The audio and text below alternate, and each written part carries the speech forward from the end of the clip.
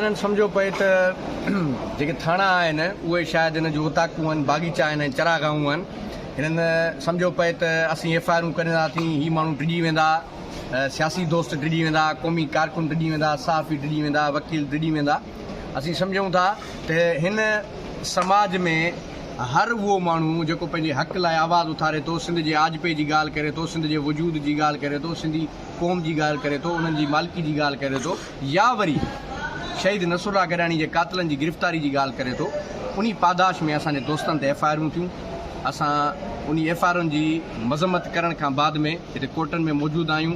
बेल confirm थी वई आहे सभु दोस्त असां सां गॾु आहिनि इहा हिननि जी भुल हूंदी त हू उन्हनि खे इन सच ऐं हक़ जी वाट तां पासे कंदा बाईपास कंदा लेकिन ईअं कॾहिं बि न थींदो असां सभिनि दोस्तनि सां गॾु आहियूं अञा वधीक जिदोजहद जो पुरअमन जिदोजहद जो दाइरो वधाईंदासीं इहो असांजो आइनी कानूनी ऐं इख़लाक़ी हक़ आहे क़ाबिल भयो हुजे DSP हुजे SSP सुमेर नूर चनो हुजे उनखे ॿुधायूं था त no one is beyond the law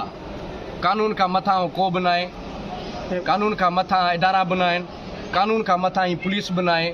कानून खां मथां को बि न आहे हीउ कानून अवाम जी हिफ़ाज़त लाइ ठाहिया विया आहिनि पर हीअ जेके कोर्टियूं ठाहे करे फेक ऐं फॉल्स बोगस क़िस्म जूं जेके एफआईआर्स कनि था हिननि मां उन्हनि जो कुझु बि न वरंदो अञा वधीक असांजा माण्हू पंहिंजे हक़नि जे लाइ जिदोजहद कंदा हीअ जेतिरियूं कोर्टियूं ठाहे असांखे फासाइण जी कोशिशि कंदा हीअ एतिरो ज़लील थींदा एतिरो ख़्वार थींदा असीं पहिरीं बि चयोसीं त असीं पुरअमन आहियूं असां पुरअमन जिदोजहद ते यकीन रखूं था लेकिन हीअ पुलिस ताक़तवर बाअसरनि जी विंगार वहण जे करे असांजे दोस्तनि ते एफआईआरूं कयूं हीअ एफआईआरूं असांखे नथियूं झुकाए सघनि तव्हां सभिनी दोस्तनि जी महिरबानी हे वॾेरनि जे वाठनि हिकिड़ो क़ौमी कारकुननि खे उन्हनि जी जदोजहद हिकिड़ो आवाज़ सगारो आवाज़ थियल बीठल हुया उनखे दॿाइण जे लाइ हिकिड़ो ज़ोर ॾिनो वियो जेको उनजो ज़ोर टुटी वियो आहे ऐं असांजी बेल कंफर्म थी वई आहे ऐं असां इन कंहिं बि इन्हनि जी एफआईआरनि खां टिजण वारा न आहियूं ऐं इन्हनि खे ॿुधाइणु चाहियूं था त तव्हां पंहिंजी वॾेरनि जी भले वाठागिरी कंदा रहो असां तव्हांखे इन जी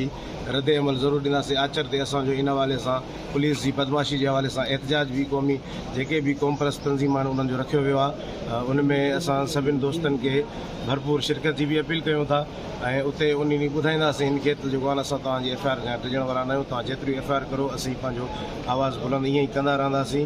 ऐं जेको आहे शहीद साईं GM साहिब जी वाट ते हलंदा रहंदासीं जीअं ऐं ईंदड़ वक़्त में तो जे मथां जेको असां पंहिंजो कानूनी तव्हांखे पहिरीं बि ॿुधायो सॼो त असां कानूनी रस्तो बि अख़्तियार कंदासीं जिदोजहद जो बि रस्तो अख़्तियार कंदासीं रहिया सुभाणे असांजी 11 बजे जी रैली रखियल आहे क़ौम परस्त धुरियुनि तरफ़ां असां सॼी सिंध वासियुनि ज़िले घोटकी वासियुनि बाशूर माण्हुनि खे रिक्वेस्ट कयूं था त उन रैली में असां शामिल कनि वधीक असां लाइ अमल हिननि लाइ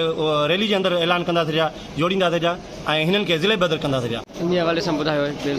दोस्तो जेका असांजे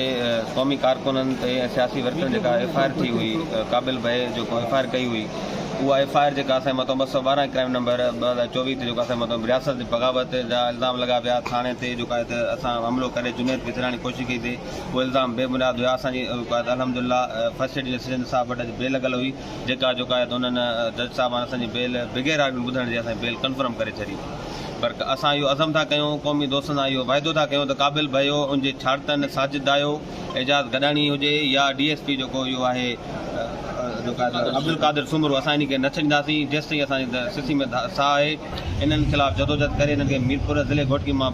ज़िले बदर कंदासीं असां सभी जेको आहे क़ौमी कारकुन आडुक सिंह में गॾु आहियूं इहो पुलिस इहो न सम्झे त जेको आहे त असां क़ौमी कारकुन विसाईंदासीं इहे एफआईआर वग़ैरह असां जेको आहे त असां पंहिंजे लाइ हिकिड़ो एज़ाज़ सम्झूं था छो जे धरती जी जदोजहद में जेके एफआईआर न थींदियूं त पोइ सम्झो त असां माना जेको आहे त कुझु न पिरायोसीं हीअ जदोजहद में भली असांखे टार्चर सेल ॾियनि भली असांखे अगवा कनि भली असांखे गुम कनि भली मारे छॾनि पर असीं जेको आहे त पंहिंजो अज़म पंहिंजी सिंध जी आज़ादी राति कोन खणंदासीं सिंध हक़ या ॻाल्हि कोन खणंदासीं शहीद नसरुल्लाह गडाणी जे कातिलनि जी गिरफ़्तारी उनखे सज़ा ॾियण ताईं असां पंहिंजी जदोजहद जारी रखंदासीं जीअं क़ाबिल भयो आहे ऐं DIG खां वेंदे SSP ॼट ऐं सुमेर नूर चना जेको आहे जाहिल जेको SP भर्ती थियो आहे घोटकी ज़िले में जेको आहे उनखे मुक़ररु कयो अथऊं असीं सम्झूं था पिया थी कंहिं बि रीति जेको आहे असांजे क़ौमी कारकुननि खे